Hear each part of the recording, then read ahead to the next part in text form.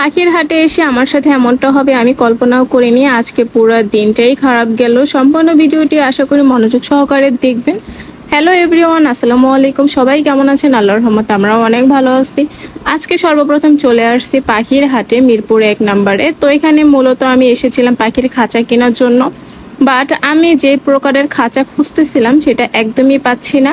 এটা নিয়ে আমি খুবই হতাশ, কারণ আমি যে খাঁচা খুঁজতেছি এই খাঁচা আমি আজকে থেকে না, আমি দীর্ঘ 15 দিন ধরে খাঁচা খুঁজতেছি। সাভার থেকে শুরু করে একদম কাটাবন পর্যন্ত আমি কোথাও খোঁজা বাকি রাখি নাই।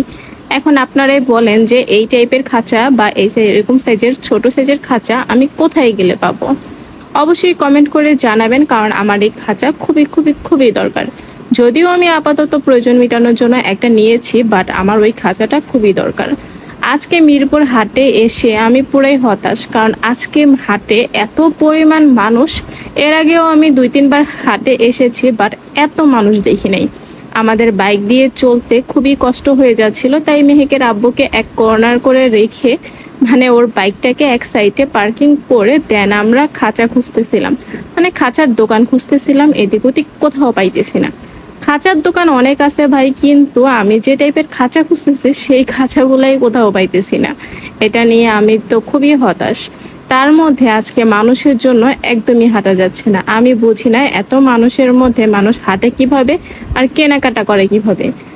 ফাইনালি একটা দোকানে আমি আমার মনের মতো খাঁচা দেখলাম, কিন্তু আফসোস যে এখানে সাইজ ছিল না। মানে এখানে যে খাঁচাটা ছিল এটা অনেক বড়, ওই যে গোল টাইপের যে খাঁচাগুলো ওগুলো। শখের জন্য মানুষ কত কিছু করে, তাই না? আমার পাখি পালার শখ অনেক অনেক বছর ধরে। আমি এর আগে অনেক পাখি কিনছি, কোনো পাখি আমার ঠিকঠাক মতো টিকে নেই। আল্লাহর রহমতে, আল্লাহর রহমত দিয়েছে এবার আমি যে পাখিগুলোই নিতেছি আলহামদুলিল্লাহ ওরা বেশ ভালো আছে, আমার সঙ্গেই আছে। এর জন্য ভাবতেছি ওদের জন্য আরো একটু বেশি বেশি করে খাঁচা কিনবো, ওদের যত্ন নিব, ওদের খেয়াল রাখবো। যেহেতু পাখি শখের জিনিস, ওদের কখনো কোনো কিছুর কমতি যেন না থাকে। আমার মিঠুকে আমি যখন নিয়েছিলাম, অনেক ছোট্ট নিয়েছিলাম মিঠুকে, ঘরে আমি এটা খাঁচাই রাখি, তবে ওইটা আমি অর্ডার দিয়ে বানিয়েছি। খাঁচাটা একটু ভারী হয়ে গেছে। আমি যদি 2-1 দিনের জন্য কোথাও ঘুরতে যাই, ওকে রেখে যাওয়াটা বা ওকে নিয়ে যাওয়াটা আমার কাছে খুবই চিন্তার বিষয়। শুধু ওর জন্য আমি কয়েকটা ট্যুর ক্যান্সেলও করেছি। বসে থাকতে থাকতে হঠাৎ করে ওয়েদারটা এত সুন্দর চেঞ্জ হয়ে গেল, দেখে এত ভালো লাগতেছে। এখানে কিন্তু আমি আইটিভিতে আছি, আর এখানে আমি একা একাই বসে আছি, কারণ মেহেকের আব্বুর বাইক পাহারা দিতেছি বসে বসে। তার মধ্যেই হঠাৎ ঝড় বৃষ্টি শুরু হয়ে গেল। একা একা এই ওয়েদার দেখার মজাই আলাদা। তার মধ্যেও যদি পাশে মেহেকের আব্বু থাকতো, হয়তো ওয়েদারটা আরেকটু বেশি ভালো লাগতো। বাট আমার একা একা চলতেও বেশ মন্দ লাগে না, ভালোই লাগে। আমি একা চলতেও বেশ স্বাচ্ছন্দ্য বোধ করি, একদমই বোরিং লাগে না আমার। আইটিভির কাজ শেষ করে এখন আমি চলে যাচ্ছি আবার আমার শখের জায়গায়, মানে আমার পাখির খাঁচার জন্য কাটাবনে।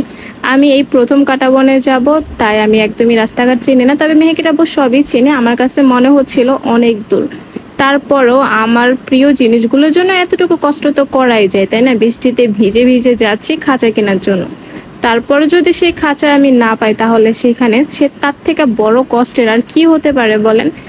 কাটাবনে গিয়েও আমি আমার সেই মনের মতো পাখির খাঁচাটা পেলাম না, যার কারণে আমি অন্য একটা খাঁচা নিয়ে নিছি। এই যে এইটা, আপাতত এটা দিয়ে কাজ চালাবো। ঢাকার মধ্যে টিয়া পাখির জন্য এমন গোল ডিজাইনের খাঁচা বাট ছোট সাইজ আমি কোথায় পাবো সেটা অবশ্যই আমাকে কমেন্ট করে জানাবেন। আমার অনেক অনেক উপকার হবে, কারণ এই ডিজাইনের খাঁচা আমার লাগবে লাগবে লাগবেই। দয়া করে আপনারা জানালে আমি অনেক উপকৃত হব। আজকে এই পর্যন্ত। ভিডিওটি ভালো লাগলে অবশ্যই কমেন্ট করে জানাবেন। আল্লাহ হাফেজ।